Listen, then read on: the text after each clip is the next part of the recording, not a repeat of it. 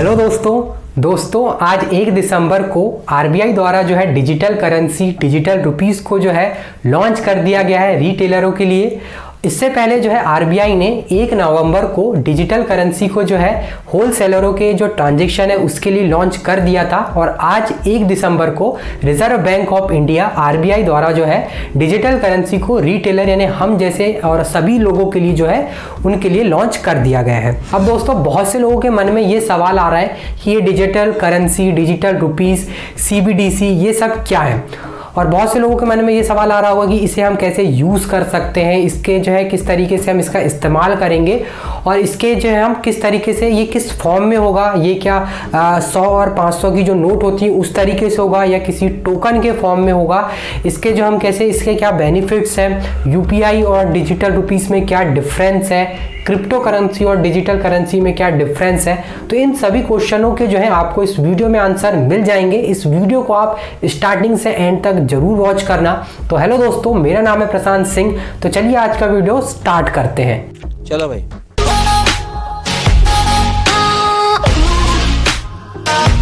तो सबसे पहले बात करते हैं कि डिजिटल करेंसी और डिजिटल रुपीस होते क्या है। तो देखिए, किसी भी जो है देश में जो डिजिटल करेंसी होती है, उस देश की जो डिजिटल करेंसी या डिजिटल रुपीस होते हैं वो उस देश के जो करेंसी होती है उसका डिजिटल फॉर्म होता है जो उस देश की जो सेंट्रल बैंक है उसके द्वारा इशू किया जाता है। अब हमारे जो देश है उसकी सेंट्रल बैंक है RBI reserve bank of India, इसलिए जो है रिजर्व बैंक ऑफ इंडिया द्वारा डिजिटल रुपीस को लॉन्च किया गया है। अब अगर मैं इसे और आसान भाषा में बताऊं तो आपके पास जो 100, 500, 2000, 50 इन सभी की जो नोट है उनका जो डिजिटल फॉर्म होगा वही डिजिटल करेंसी और डिजिटल रुपीस होगा।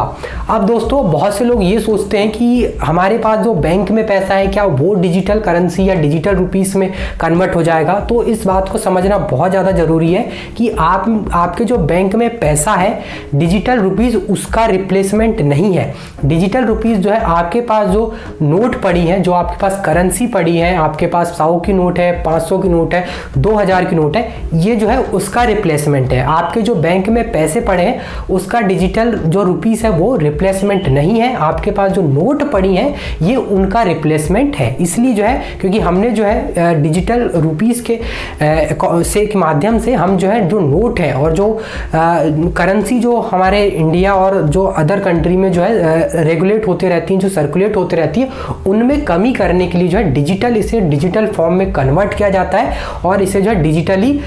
इसे रोटेट किया जाता है ट्रांजैक्शन के यूज के लिए। और डिजिटल करेंसी जो है इलेक्ट्रॉनिक फॉर्म है मनी का, जिसे हम जो है ट्रांजैक्शंस के लिए यूज करेंगे। अब अगर आपके वॉलेट में 500 रुपए है तो उसका जो डिजिटल फॉर्म होगा वही जो है उस 500 रुपए की डिजिटल करेंसी या डिजिटल रुपीस कहलाएगी। अब बहुत से लोगों के मन में ये सवाल आ रहा होगा कि ये डिजिटल जो रुपीस है उसे हम कहाँ रखेंगे, ये किस फॉर्म में होगा, क्या ये जो है नोट की तरह होगा, 100 और 500 की नोट की तरह होगा, या जो है ये किसी टोकन की तरह होगा। तो देखिए ये जो है क्योंकि एक डिजिटल फॉर्म में है ये पैसा, हम इसे जो है फिजिकली नहीं रख सकते। इसके लिए या तो आरबीआई कोई एक ऐप लॉन्च करेगा जहां हम इसे किसी वॉलेट में रखेंगे और ये इसमें जो हम वॉलेट के थ्रू ट्रांजैक्शन करेंगे, जहां हम एक वॉलेट से इस डिजिटल रुपीस को दूसरे डिजिटल वॉलेट में जो है इसे डिजिटली हम भेज सकेंगे। अब इसके लिए हो सकता है या तो आरबीआई खुद एक ऐप लॉन्च कर दे, या जो है इसके लिए आरबीआई जो है जो बैंक है जिन्हें जो है डिजिटल रुपीस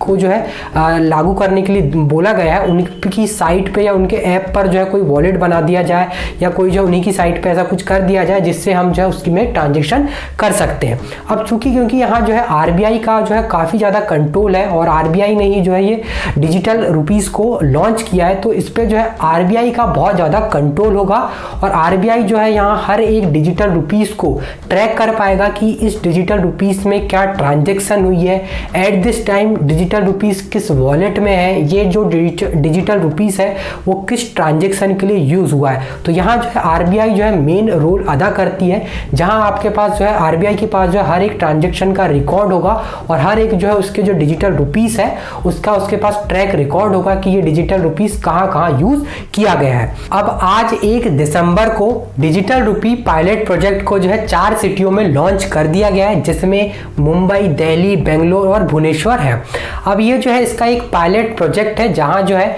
आरबीआई जो है इसकी टेस्टिंग कर रही है कि किस तरीके से काम करेगा और ये जो है किस तरीके से हमें कोई क्या प्रॉब्लम आएंगी, इसको देखते हुए फिर आरबीआई अगर इसमें जो है सब सही रहा तो इसे जो है और 9 जो है सिटियों में लॉन्च करेगा, जहां अगर ये सब चीजें अच्छे से काम करेंगी तो इसे जो है इसकी संख्या बढ़ते जाएगी और इसे जो है और अदर सिटियों में भी धीरे धीरे लॉन्च कर दिया जाएगा। अब बात करते हैं कि हम इस डिजिटल रुपीस को कहां कहां यूज कर सकते हैं, कहां कहां हम इसका इस्तेमाल कर सकते हैं, क्योंकि ये जो है डिजिटल जो रुपीस है वो जो है हमारी जो करेंसी है, हमारे पास जो नोट है 500 की, 100 की,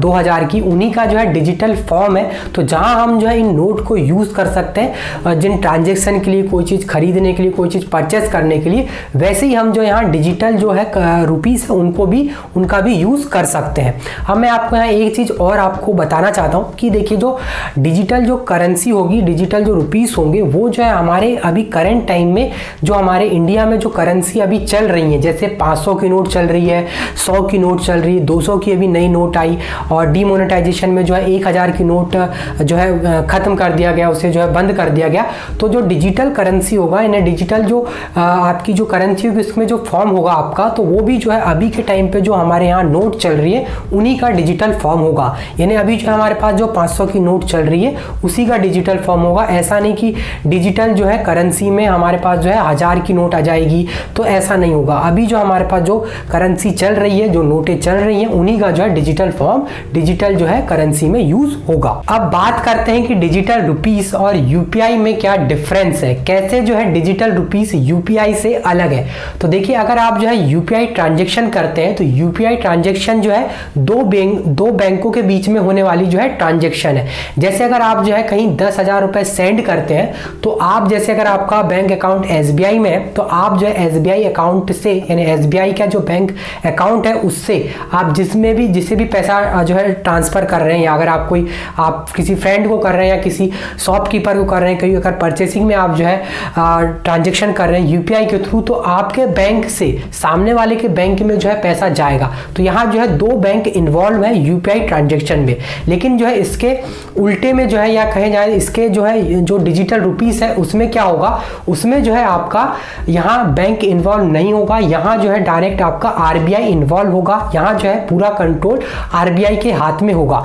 जैसे मैं आपको एग्जांपल के रूप में बताता हूँ कि अगर आप जो है, मैं आपको 500 रुपए देता हूँ तो इसमें जो है कोई बैंक इन्वॉल्व है क्या? नहीं, हमने जो है डायरेक्ट ट्रांजेक्शन हुई है, यहाँ कोई बैंक इन्वॉल्व नहीं है। मैं जो है आपको डायरेक्ट करेंसी दे रहा हूँ 500 रुपए की, तो इसमें कोई भी बैंक इन्वॉल्व नहीं है। इसी तरीके से जो है डिजिटल जो है रुपीस भी काम करेगा, जहाँ यहाँ कोई बैंक इन्वॉल्व नहीं होगा, पूरा कंट्रोल जो है आरबीआई के हाथ में होगा, जहाँ आप जो है वॉलेट टू वॉलेट जो है ट्रांजेक्शन कंप्लीट कर सकेंगे। अब बात करते हैं हमारे नेक्स्ट पॉइंट की कि डिजिटल करेंसी और क्रिप्टो करेंसी में क्या डिफरेंस है। डिजिटल करेंसी और क्रिप्टो करेंसी सुनने में काफी ज्यादा सिमिलर लगता है, तो लेकिन क्या किस तरीके से जो है डिजिटल करेंसी और क्रिप्टो करेंसी से अलग है। तो देखो यार, क्रिप्टो करेंसी क्या होता है? क्रिप्टो करेंसी जो है एक डिसेंट्रलाइज्ड जो है करेंसी है जो ब्लॉकचेन टेक्नोलॉजी पे काम करती है। अब देखिए जो क्रिप्टो करेंसी होती है इस पे किसी का भी कंट्रोल नहीं है, या इसे जो है कोई भी ऑर्गेनाइजेशन, कोई भी बैंक या कोई भी जो है देश में कोई कंपनियां ये इसे जो है कंट्रोल नहीं कर रही है। लेकिन जो है दूसरी तरीके अगर हम डिजिटल करेंसी की बात करें तो इसमें जो है बैंक का पूरा कंट्रोल रहता है। जो भी बैंक इसे जो है रिजर्व रखती है या जो भी इसे कंट्रोल करती है, वो मतलब जो इसे लॉन्च करती है उस पर इसका पूरा जो है कंट्रोल रहता है। जो भी जैसे आरबीआई हमारे यहाँ लॉन्च किया है, जो सेंट्रल बैंक है, तो आरबीआई के पास जो है पूरा कंट्रोल है कि जो है डिजिटल करेंसी को कंट्रोल कर सके, उसे ट्रैक कर सके कि ये जो है कहाँ इसका यूज हो रहा है, कहाँ जो है डिजिटल करेंसी यूज हो रही है और कहाँ जो है इसका इस्तेमाल हो रहा है। हर तरीके से जो है आरबीआई के हाथ में डिजिटल करेंसी का कंट्रोल होता है। लेकिन जो क्रिप्टो करेंसी है उसमें जो है वो डिसेंट्रलाइज्ड है, उसमें जो है किसी का भी कंट्रोल नहीं है। लेकिन अगर हम बात करें कि डिजिटल करेंसी, तो डिजिटल करेंसी भी जो है एक क्रिप्टो करेंसी की जो टेक्नोलॉजी है ना, ब्लॉकचेन की जो टेक्नोलॉजी है, उसी पर जो है उसी आधार पर काम करती है, जहां जो है हम एक वॉलेट से दूसरे वॉलेट में ट्रांजैक्शंस कर सकते हैं और इसे डिजिटली फॉर्म में रख सकते हैं। अब बात करते हैं कि डिजिटल करेंसी, डिजिटल रुपीस के क्या बेनिफिट्स हैं। तो देखिए यार, डिजिटल रुपीस के जो बेनिफिट है उसमें देखिए क्या होता है, कई बार जो बैंक की ट्रांजैक्शंस होती हैं उसमें जो है काफी ज्यादा हाइडन चार्जेस होते हैं, काफी ज्यादा जो है उसमें कॉस्ट रहती है, कई चार्जेस होते हैं। तो ये सभी जो है चार्जेस इसमें आपके डिजिटल रुपीस में आपके बच जाएंगे और इसमें जो बैंक है उनका काफ़ी ज़्यादा फायदा होगा। इसके बाद क्या होता है, कई बार जो है आपके पास भी 500, 100, 200 और इनकी जो है आपके पास फटे नोट आ गए होंगे या डैमेज जो नोट है वो आपके पास आ गए होंगे। तो डिजिटल जो है करेंसी और डिजिटल जो रुपीस है उससे ये प्रॉब्लम खत्म हो जाएगी, जहां आपकी जो है नोट का डैमेज होना ये सभी जो है खत्म हो जाएगा। और एक ये फायदा भी है कि देखिए, क्योंकि अब जो है डिजिटल जो रुपीस है उस पर पूरा आरबीआई का कंट्रोल होगा, रिजर्व बैंक ऑफ इंडिया का कंट्रोल होगा। तो इससे जो है आरबीआई हर एक जो ट्रांजेक्शन है उसको ट्रैक कर पाएगी। तो जो ब्लैक मनी है उसके में भी थोड़ी जो है कमी आएगी और उसमें भी जो है गिरावट आएगी कि इसमें जो लोग इससे ज़्यादा बहुत ज़्यादा जो है ब्लैक मनी सर्कुलेट नहीं होगी। और डिजिटल जो क्योंकि कंट्रोल होगा इसलिए डिजिटल जो है आपकी जो करेंसी वो काफ़ी ज़्यादा फायदा करेगी। अब इसके बाद इसमें और एक ये भी फायदा है कि देखिए क्या होता है कि जो भी हम अभी करेंसी है उसे प्रिंट करने में, जो कॉइन्स होते हैं, जो नोट होती है, उन्हें प्रिंट करने में बहुत ज़्यादा कॉस्ट आती है। तो डिजिटल जो है रुपीज़ से ये कॉस्ट में भी जो है कमी आएगी और इससे जो है हमारे गवर्नमेंट को काफ़ी ज़्यादा फायदा होगा। तो इस तरीके से जो है डिजिटल जो करेंसी है, डिजिटल रुपीज़ है, उसके काफ़ी ज़्यादा जो है बेनिफिट्स भी हैं। और आरबीआई जो है आने वाले समय में इसे जो है धीरे धीरे और भी सिटियों में लॉन्च करते जाएगा और कुछ समय बाद जो हम इसे जो हमारी डे टू डे लाइफ की जो ट्रांजेक्शन होती है वहाँ जो है डिजिटल रुपीज़ को भी हम यूज़ करने लगेंगे। तो उम्मीद करते हैं दोस्तों आपको इस वीडियो के थ्रू आपको जो है आपके जो डिजिटल करेंसी से रिलेटेड सभी क्वेश्चन थे उनके आंसर मिल गए होंगे। अगर दोस्तों आपको इस वीडियो से कुछ इन्फॉर्मेशन और कुछ वैल्यू मिली हो, कुछ नॉलेज मिला हो, तो इस वीडियो को लाइक कर दें और साथ में जो है इस चैनल को सब्सक्राइब कर लें। तो मिलते हैं फ्रेंड्स आपसे नेक्स्ट वीडियो में, तब तक के लिए मेहनत करें, आगे बढ़ें।